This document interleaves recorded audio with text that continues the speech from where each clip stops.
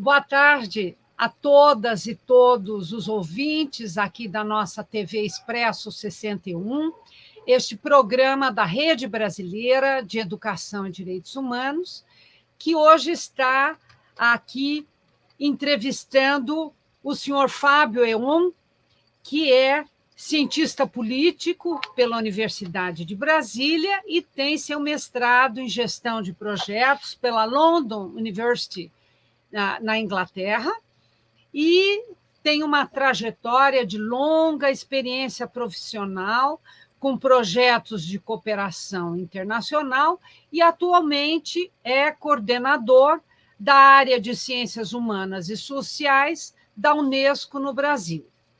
Então, eu quero dar as boas-vindas aqui ao senhor Fábio Eon, muito satisfeita em que tenha aceito o nosso convite para participar dessa entrevista da Rede Brasileira de Educação e Direitos Humanos.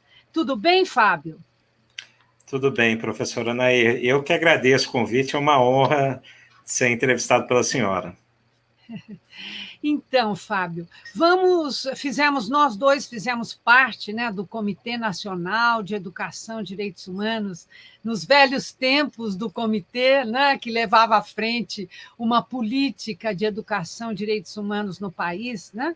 A cada momento ela avançava um pouco mais, e eu gostaria de perguntar a você um esclarecimento, uma explicação de como foram implementadas as fases do Programa Mundial para a Educação e Direitos Humanos pela Unesco, né? Que ele é da ONU por intermédio da Unesco. Exato, professora Anaí. Professora Anaí, toda a ação da Unesco relacionada ao Programa Mundial de Educação e Direitos Humanos, ela começa, na verdade, um pouco antes do próprio programa, né? Então, a Unesco era a agência líder do Sistema Nações Unidas para a implementação da década de educação em direitos humanos, que foi de 94 a 2004. E quando terminou essa década, uma das recomendações da Assembleia Geral das Nações Unidas é que se criasse um programa mundial que pudesse fomentar a educação em direitos humanos nos 193 países membros da ONU. Duas agências foram apontadas como agências que liderariam esse processo, por razões relativamente óbvias, né? O Alto Comissariado da ONU para Direitos Humanos, em Genebra, e a Unesco, como agência especializada do Sistema Nações Unidas para a Educação.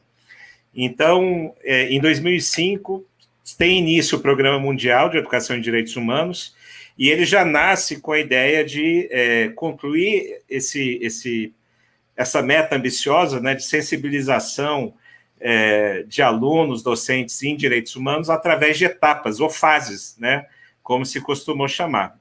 Então, a primeira etapa, ou a primeira fase, foi de 2005 a 2009, com foco no ensino primário e no ensino secundário. Então, realmente trabalhar a educação em direitos humanos no chão de escola, por assim dizer, né, fomentando isso dentro do currículo escolar. A segunda fase, logo na sequência, de 2009 a 2014, ela vai abordar um público diferente, e aí vai trabalhar o ensino superior e também forças de segurança e militares. Então, como trazer essa cultura de direitos humanos não só para universidades, né, nos seus programas, mas também para profissionais de segurança que muitas vezes eram relatados por abusos de autoridade e violência relacionada ao exercício da sua profissão. A terceira etapa vai de 2015 a 2020, que vai trabalhar profissionais de mídia e jornalistas, e veja, professora Anaí, que a gente está chamando profissionais de mídia, então são blogueiros, são pessoas que trabalham com comunicação que não necessariamente sejam jornalistas, mas que possam reverberar esses conteúdos e essas mensagens, né? Então, da mesma maneira que hoje, por exemplo, no exame da ordem da OAB existem questões ligadas a direitos humanos, uma recomendação do Programa Mundial foi também trazer questões ligadas a direitos humanos no currículo de jornalismo. Então, como a gente qualifica melhor esse debate de direitos humanos na cobertura de imprensa. E, obviamente, a gente sabe, né, que N jornalistas mundo afora estão sofrendo violências e são muito vitimados, infelizmente, até hoje, no exercício da sua profissão, seja porque cobrem agendas de direitos humanos ou agendas ligadas a questões fundiárias, onde há um conflito sempre muito inerente. Então, a terceira etapa do Programa Mundial visou trabalhar esse público. E agora, professora Anaí, a etapa que se iniciou ano passado, em 2020, vai até 2024, visa trabalhar com jovens e com a sociedade civil. Então, essas são as 4 etapas do Programa Mundial de Educação em Direitos Humanos, visando construir essa cultura de direitos humanos, seja por meio da educação formal ou não formal. Agora, felizmente, no Brasil, como a senhora bem colocou, de certa maneira, o Brasil tinha um arcabouço, né, um marco muito evoluído, né, na época que o Programa Mundial foi lançado. Então, veja que o nosso Plano Nacional de Educação e Direitos Humanos ele foi gestado por volta de 2003, 2004, antes mesmo do Programa Mundial ser lançado. Então, o Brasil já era pioneiro nessa temática, já tinha muita densidade, foi um país referência para a ONU nos assuntos ligados à educação e direitos humanos, e do Programa Mundial, e a Unesco teve sua modesta contribuição através de consultores que a gente ofereceu para o então Ministério dos Direitos Humanos, surgiram outros desdobramentos, né? O próprio Comitê Nacional de Educação e Direitos Humanos, as diretrizes curriculares aprovadas em 2012 pelo Conselho Nacional de Educação. Então, em etapas, eu diria, a história do Brasil foi muito rica em elaborar marcos conceituais importantes para a temática de educação e direitos humanos. A grande vantagem do Programa Mundial é que ele permite um acompanhamento de como os países estão seguindo, né, essas metas de educação e direitos humanos. Então, em tese, os países todos, os países membros da ONU, precisam reportar ao Alto Comissariado da ONU para Direitos Humanos como é que esses objetivos estão sendo alcançados ao longo dessas 4 etapas. Então, eu acho que o Brasil, infelizmente, passou por alguns retrocessos nessa área, mas ele teve uma história muito bonita em termos de criar esses marcos importantes, como o Plano Nacional, o Comitê, diretrizes curriculares que trazem a educação e direitos humanos como um tema transversal dentro da sala de aula, dentro dos currículos. Então, fundamentalmente é isso, professora Anaí. A gente tem um marco internacional do qual a Unesco e o Alto Comissariado são as agências responsáveis para dar seguimento e assegurar que haja uma boa troca de experiências entre os países no sentido de trazer essa agenda para dentro da educação. Então, agora, pensando o que está sendo implementado ao nível da Unesco e do Alto Comissariado de Direitos Humanos, qual é esse conjunto de ações, projetos, programas que estão sendo desenvolvidos em todos os países, né, em todos os países que participam dessa política? Professora Anaí, eu vou talvez quebrar a minha resposta em 2 aqui, falar um pouco sobre a perspectiva da Unesco e a perspectiva da ONU em geral, ainda que a Unesco seja parte, né, das Nações Unidas, seja a agência integrante da família ONU. Mas dentro da Unesco, eu diria que a agenda de direitos humanos está na nossa gênese, né? Faz parte do nosso DNA. A Unesco foi provavelmente uma das agências mais antigas do sistema ONU a serem criadas, foi criada em 45, então veja o marco importante de você criar uma agência que cuida de educação no pós-guerra, né? No mundo totalmente devastado pela Segunda Guerra Mundial e pelo trauma do Holocausto. E, naquele momento, a comunidade internacional achou por bem criar um organismo que pudesse promover a troca de experiências na educação e na cultura. A Unesco, professora Anaí, no seu ato constitutivo, ela tem uma frase, né, que abre a Constituição da Unesco, que eu acho que é bem emblemática e simbólica, que fala que se a guerra nasce na mente dos homens, é na mente dos homens que deve ser construída a paz. Então, veja o potencial simbólico, filosófico até do ato constitutivo da Unesco, no sentido de promover mudança de cultura, né, mudança de comportamento. Então, para se atingir a paz e para se atingir uma cultura de direitos humanos, é fundamental uma mudança de comportamento, é preciso trabalhar direitos humanos fundamentais, como o direito à educação, o direito à cultura, o direito à ciência, que são partes do nosso mandato como agência da ONU para esses temas. Seguimos, obviamente, tudo que se refere à Declaração Universal dos Direitos Humanos, de 48, é um documento que vai fazer parte muito da nossa história como agência da ONU, e temos a obrigatoriedade, como funcionários da Unesco, de passar por uma formação compulsória sobre direitos humanos. Então, em inglês o HRBA, né, o Human Rights Based Approach, é uma abordagem de direitos humanos que visa sensibilizar os nossos quadros, os funcionários da Unesco, no sentido de entender quem são os sujeitos de direito dos nossos projetos, né, que abordagens ligadas a direitos humanos nós devemos implementar para que um projeto ligado à educação, ciência ou cultura seja de fato exitoso. E hoje, atualmente, para concluir essa fala aí sobre a Unesco, a nossa relação com a agenda de direitos humanos, temos trabalhado um conceito novo o que chamamos de educação para a cidadania global, né?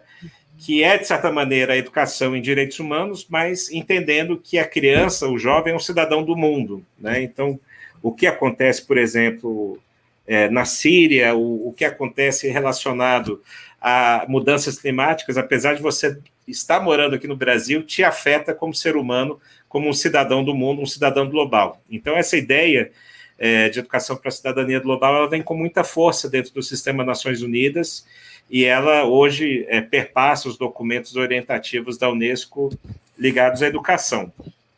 Agora, numa perspectiva mais ampla, professora Anaí, em relação ao trabalho da ONU como sistema, como um todo, do qual a Unesco se insere, obviamente, a agenda de direitos humanos também está na sua gênese, né? Então, se a gente pegar os 3 objetivos que marcam a missão das Nações Unidas, que é a busca da paz, o desenvolvimento, e o terceiro, que é a agenda de direitos humanos, a gente vê como que essa agenda faz parte da nossa missão cotidiana. A paz por razões óbvias, né? Então, uma frase célebre aí de um ex-secretário-geral da ONU, ele comentava que a ONU não veio aqui criar um paraíso na Terra, mas ela veio para justamente evitar que um inferno novamente aconteça, né?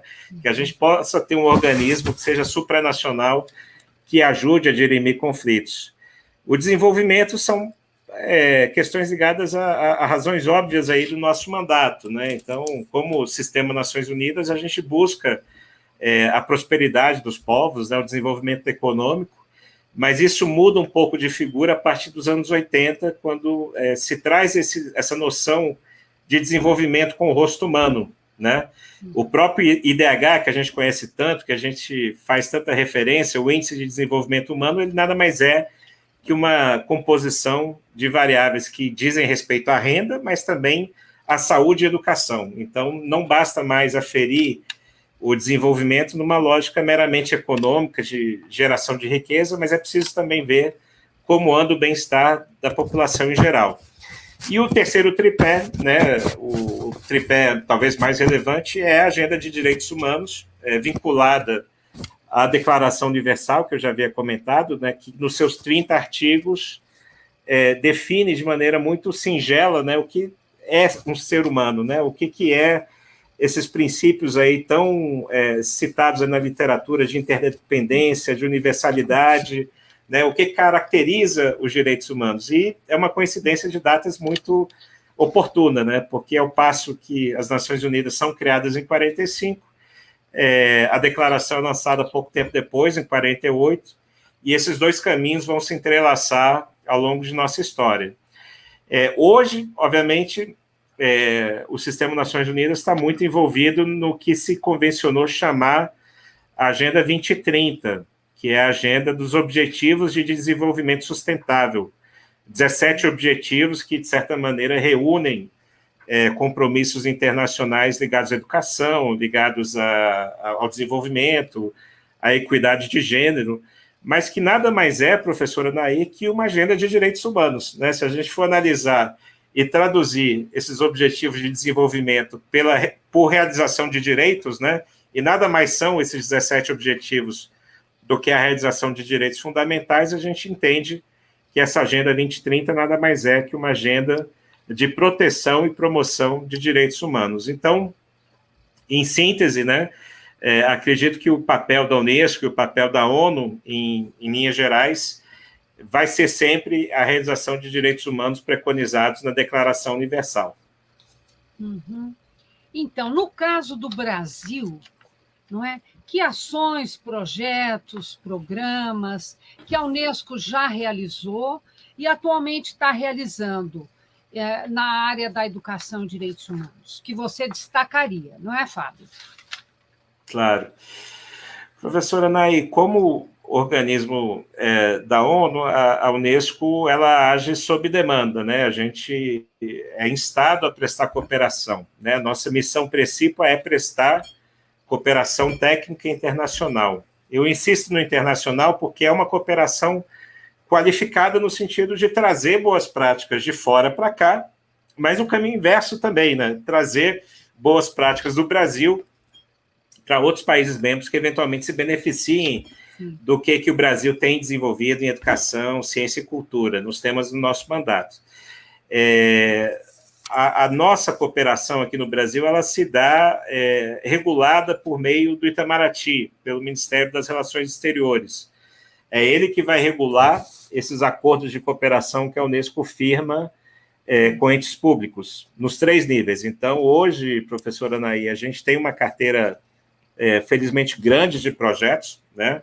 Eu diria que são talvez 50 projetos vigentes, das mais diversas áreas, desde educação em direitos humanos, a juventude, programas ligados ao esporte, a promoção da cidadania, a bioética, a questões que perpassam o mandato da Unesco, e trabalhamos aqui nos 3 níveis, né, com os ministérios de linha, obviamente, Ministério da Ciência e Tecnologia, Ministério da Educação, o Ministério dos Direitos Humanos, da Cultura, hoje Secretaria, mas trabalhamos com o governo federal em diversas áreas, mas também, cada vez mais, com estados e municípios.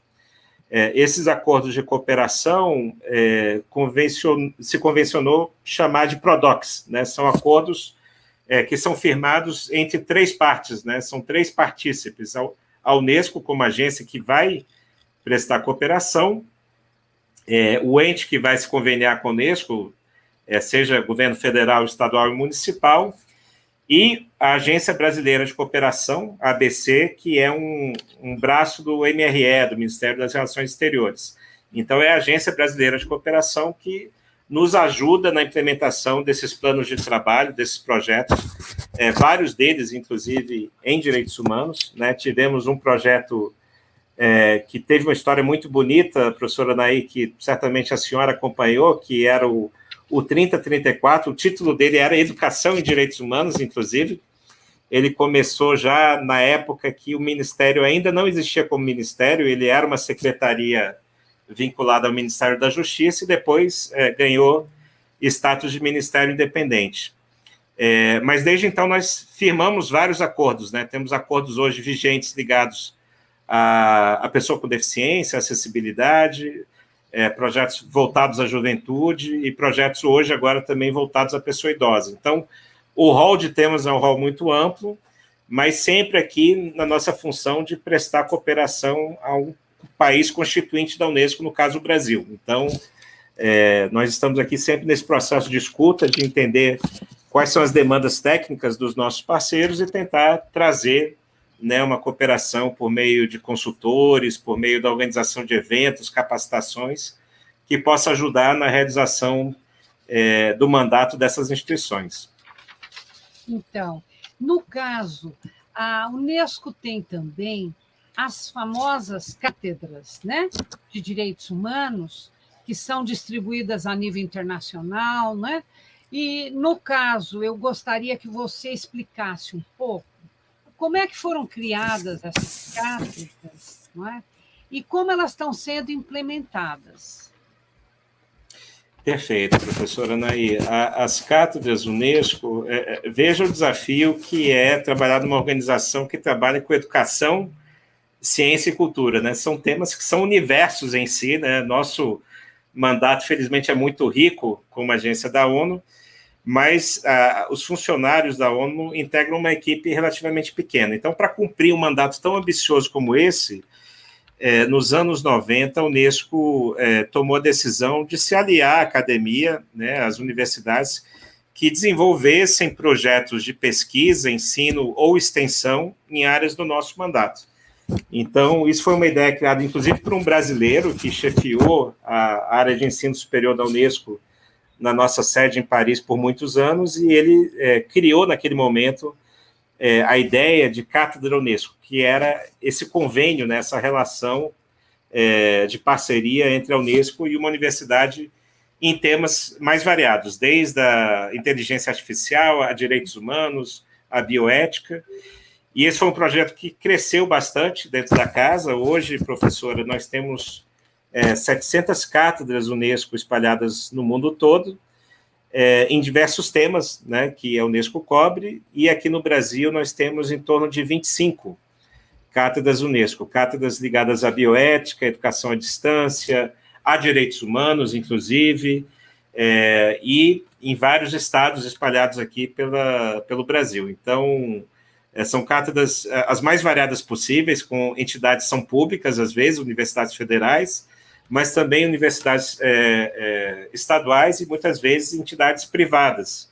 Então, a Unesco não discrimina a localidade de cátedra, a gente só tem o cuidado especial de se associar a universidades ou instituições acadêmicas que, de fato, desenvolvam um trabalho relevante para a sociedade e relevante ao mandato da Unesco. No caso do Brasil, algumas cátedras têm se destacado nesta área dos direitos humanos? Sim, professora Nay, nós temos uma cátedra muito antiga aqui no Brasil, que foi criada pela Universidade Católica de Pernambuco, a Unicap. Ela homenageia, inclusive, uma figura importantíssima da nossa história, Dom Helder Câmara, né, que foi um grande lutador contra a ditadura e contra o regime de exceção que nós vivemos. Essa cátedra foi criada em 2004 e ela promove N atividades ligadas à educação em direitos humanos. Então, desde cursos no Departamento de Direito da Universidade Católica, mas também encontros internacionais, seminários, publicações e outros temas, onde eles trazem professores, docentes especializados em direitos humanos para contribuir nesse debate. E agora, recentemente, lançamos e inauguraremos muito em breve, né, uma cátedra que foi recém-aprovada, que é uma cátedra também de direitos humanos na Univille, que vai ser coordenada pela nossa querida professora Fernanda Lapa, que também era membro ativo do Comitê Nacional de Educação e Direitos Humanos. Então, essa é outra conquista importante aqui para a gente relatar. E aqui no Brasil, agora, teremos 2 cátedras de direitos humanos, mas temos, de certa maneira, uma terceira na Universidade de Brasília, que é uma cátedra de bioética, porque a Declaração Universal de Bioética, se a gente for pegar o título, a rigor, é a Declaração Universal sobre Bioética e Direitos Humanos. Então, como trazer a agenda de saúde pública também num olhar, num prisma de direitos humanos. Então, hoje são as 3 cátedras que nós temos em direitos humanos aqui no Brasil, temos em outras áreas igualmente ativas, uma de juventude aqui na Católica em Brasília, uma que nós vamos criar agora na Fiocruz sobre história da ciência, mas são as cátedras que nós temos mais especificamente nessa temática, professora Nay. E temos cátedras espalhadas de direitos humanos pelo mundo todo. Então, aqui na América Latina, nós temos uma em Santiago, uma cátedra muito ativa em assuntos ligados à justiça, memória e verdade. E temos também, em Buenos Aires, um centro internacional, que é o Centro Internacional de Direitos Humanos da Unesco, que simbolicamente é hoje sediado na antiga Escola da Armada, né, que foi um grande centro de tortura na ditadura argentina e que hoje o governo argentino felizmente transformou o que era um centro de tortura num centro de educação em direitos humanos, num centro de formação de direitos humanos para países da América Latina. Então, essa é um pouco a ação que a Unesco tem em termos de parcerias com a academia, com as universidades, no sentido de promover esse mandato que é tão desafiador que a gente tem como agência da ONU para Educação e Ciência e Cultura. E em relação às publicações que a Unesco tem na área de direitos humanos e educação e direitos humanos, o que você gostaria de destacar? Professora Anaí, eu faço um convite a todos que nos assistem aqui, que visitem o site da Unesco no Brasil, é www.unesco.org.br. A política da Unesco como agência do Sistema Nações Unidas não poderia deixar de ser a política de domínio aberto, né? Todas as publicações são de domínio público, então tudo que a Unesco publica está disponível online, né? Pelo menos o seu PDF, e todas as temáticas possíveis e inimagináveis que a gente tem trabalhado, desde a educação, desde a cultura, a políticas ligadas à ciência, e na área de direitos humanos a gente tem uma literatura muito vasta e muito densa dentro da casa. Então, não forçosamente nós vamos ter todos os títulos que a Unesco produziu na área de direitos humanos traduzidos para o português, mas grande parte dessas publicações já está, sim, disponível em língua portuguesa, não só para o Brasil, mas para os países membros da CPLP.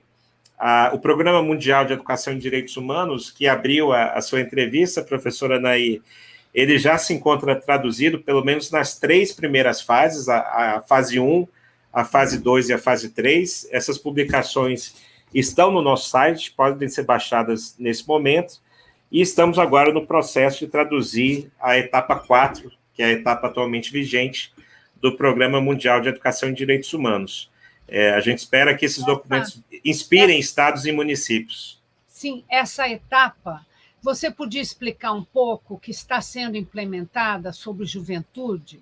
O que é o conteúdo da proposta, né, que envolve essa 4ª fase do Programa Mundial de Educação e Direitos Humanos?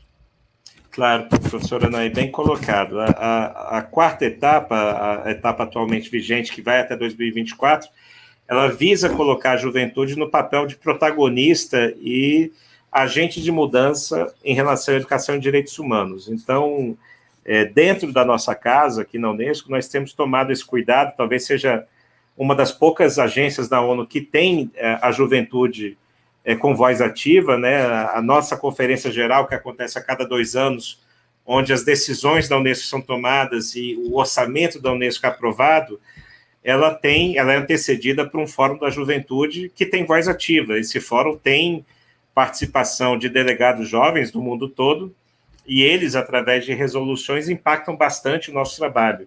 A juventude é uma prioridade transversal dentro da Unesco, e a gente tenta sempre, através de uma estratégia, né, que foi publicizada, de como trabalhar com o segmento jovem, trabalhar 3 eixos prioritários, né? Preparar esses jovens para a idade adulta, né? Capacitar esses jovens em relação ao mercado de trabalho, né? As novas economias e o que vai vir em relação a emprego. E, por último, né, o 3º eixo, e que dialoga muito com a ideia de educação em direitos humanos, é assegurar que os jovens tenham um papel ativo na vida cívica, na vida pública, e que sejam realmente cidadãos atuantes, né? Então, que eles possam fazer parte do jogo democrático, que eles possam valorizar o Estado de Direito e que eles entendam seu papel como um cidadão pleno, né? Que eles possam ter a noção da sua cidadania e que possam exercer essa função pública, seja como cidadão, seja eventualmente como servidores públicos, como outras funções aí que eles venham a ter. Então, essa estratégia, ela se coaduna muito com a 4ª etapa do Programa Mundial. Não desenvolvemos ainda, professora Anaí, programas concretos, né, para abordar, de fato, a 4ª etapa, mas certamente, ao longo desses próximos 10 anos, a Unesco vai estar muito imbuída de trabalhar esses 2 eixos, né, juventude e direitos humanos, e ver como é que a gente pode trazer jovens nessa discussão e como é que eles podem enriquecer mais e mais esse debate. Eu gostaria que você pudesse, agora, para finalizar a nossa entrevista, esclarecer ao público o que é essa educação para a cidadania global. Professora Anaí, é uma ideia que, como eu havia comentado, ela ganha força a partir do momento que as Nações Unidas lançam a Agenda 2030, né?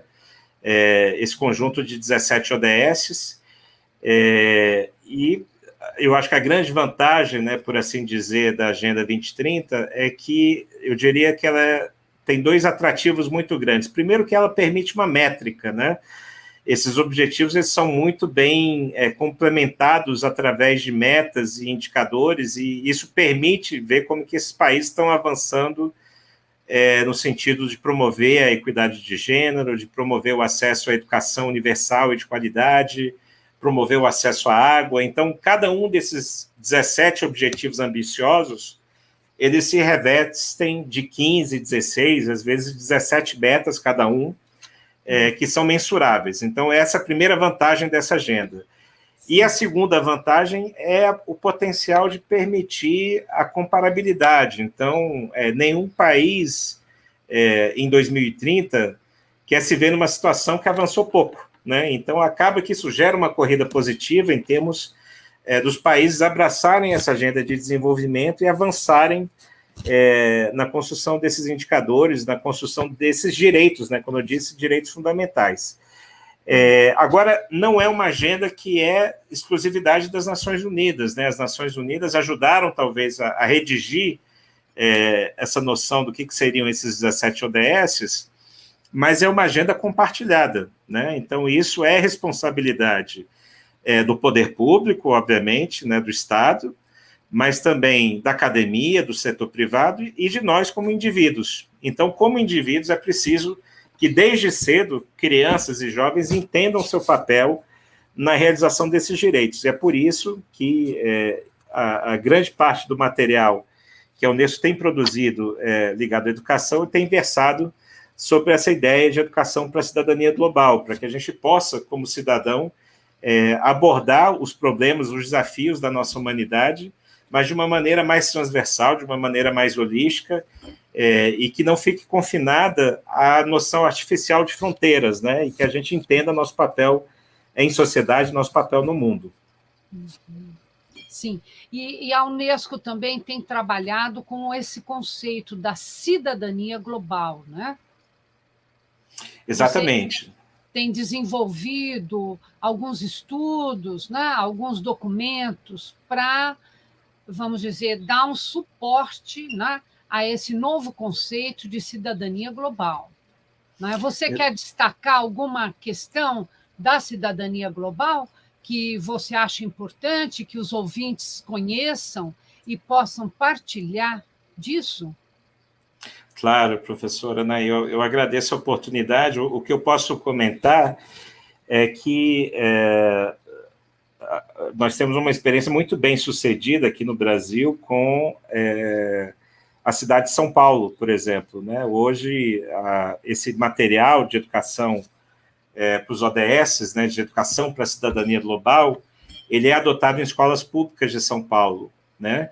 E assim como a educação em direitos humanos, aqui a gente não visa ter uma matéria em separado, de ter uma cadeira que seja de educação em direitos humanos. A gente entende que isso tem que ser transversalizado dentro do currículo. Então, essa agenda de educação para a cidadania global, essa ideia de cidadania global, ela tem que ser trabalhada na aula de geografia, na aula de história, na aula de matemática. São conceitos que permitem essa reflexão mais aprofundada e que vão inculcar no jovem, na criança, essa curiosidade, essa necessidade de entender melhor o mundo e poder transformar o mundo ao seu redor. Os grandes desafios hoje da humanidade, professora Anaí, exigem respostas globais, né? Vide o que a gente vivenciou agora, infelizmente, com a pandemia, né? Nenhum estado, nenhum país isoladamente consegue resolver uma questão que é universal, que é global, que afeta todos os países. Então, é importante que os próximos desafios que virão para a humanidade, que virão também com muita força, né? Como o aquecimento global, a mudança climática, os jovens entendam o seu papel em sociedade. É por isso que a gente tem trabalhado essa noção de uma cidadania global, de uma cidadania que seja plena e que vá muito além de fronteiras. A gente não está aqui diminuindo a importância do país como ente soberano, mas a gente quer mostrar a crianças e jovens que ela tem um papel muito mais amplo e que podem, né, justamente pensar nos grandes desafios mundiais desde cedo, desde criança. É muito interessante, né? Nós estamos vendo surgir novas lideranças juvenis, né? que a ONU tem acolhido muito, né? E a Greta mesmo, né? Temos até estudantes brasileiras que estão participando, enfim. Então, esse chamado aos jovens para participar desta construção de uma cidadania global, eu acho da maior importância. Né? Eu quero aqui aproveitar, finalizando a nossa entrevista, parabenizar a Unesco, né? Que tem levado à frente esta missão, né? De lançar essa quarta fase do Programa Mundial de Educação e Direitos Humanos para esses novos atores globais, né? Acho que podemos chamar assim, não é, Fábio? Novos Sim. Atores globais, né? Essa comunidade de jovens que está bastante crítica em relação aos problemas que nós estamos vivenciando, né? E este momento especial que toda a humanidade está afetada pela Covid-19, essa pandemia, né? Que gerou uma série de situações restritivas para todas as gerações, mas que os jovens sentiram mais, porque eles vivem em grupos, né? Eles trabalham em grupo, eles estão o tempo todo, né, fazendo os seus projetos, as suas ações a nível grupal. Então, é muito importante, sim, esta quarta etapa, e eu fico muito feliz de ver que a Unesco tem contribuído para despertar os jovens do mundo para os problemas que a humanidade enfrenta, sob o risco de desaparecimento. Né? Como diz o Edgar Morin, né? Nós estamos vivendo um momento de um enorme desafio, né? No meio de todas as incertezas e com risco de extinção. Né?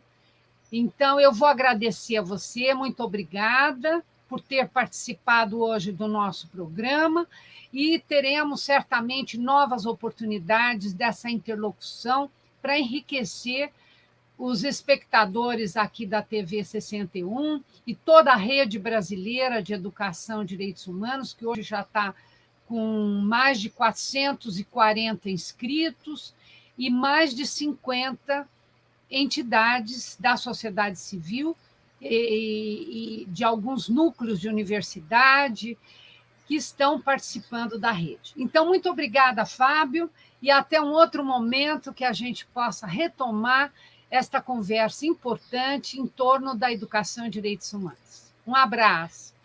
Obrigado, professora Anaí. Eu agradeço, primeiramente, a sua figura como professora da UNB, uma universidade que sempre nos acolheu muito bem, mas também parabenizar o trabalho da rede, e certamente nesses tempos, né, como a senhora bem colocou, de desafios tão grandes, é fundamental que a gente esteja unido, que a gente possa abraçar princípios ligados à fraternidade, à solidariedade, ao multilateralismo também, e que a gente possa promover essa agenda de direitos humanos de maneira muito azeitada, concertada com a sociedade civil, com estados, municípios. Então, felicito novamente o trabalho da rede. Muito, muito bem colocado, professora Anaí. Conte conosco. Tá ótimo. Muito obrigada. Então, um grande abraço.